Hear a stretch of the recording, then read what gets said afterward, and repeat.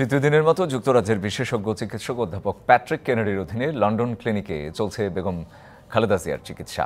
শনিবার বিশেষজ্ঞ চিকিৎসকদের নিয়ে একটি পূর্ণাঙ্গ মেডিকেল বোর্ড গঠন হতে পারে বলে জানিয়েছেন খালেদা জিয়ার ব্যক্তিগত চিকিৎসক professor doctor AZM Zahid Hasan. দলের শীর্ষ নেতারা জানান, দীর্ঘ 7 বছর পর পরিবারের সকলকে কাছে পেয়ে মানসিকভাবেও বেশ উৎফুল্ল তিনি।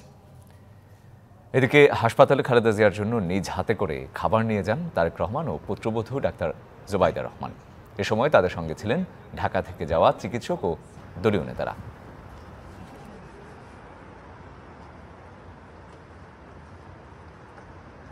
বাংলাদেশের সাবেক তিনবারের সফল প্রধানমন্ত্রী, দেশনেত্রী, গণতন্ত্রের নেত্রী মা বেগম খালেদা জিয়ার সুস্থতার জন্য আপনারা দোয়া করবেন। উনি আলহামদুলিল্লাহ এখন অনেক বেটার ফিল করতেছেন, কারণ দীর্ঘদিন পরে উনার সন্তান বাংলাদেশ জাতীয়তাবাদী দলের ভারপ্রাপ্ত চেয়ারম্যান মহোদয় এবং ওনার নাতনি ডাক্তার জুবাইদা রহমান সহ যারা নাতনিরা আছে এবং ওনাদেরকে পেয়ে উনি অনেক উৎফুল্ল, অনেক অনেক ভালো আছেন।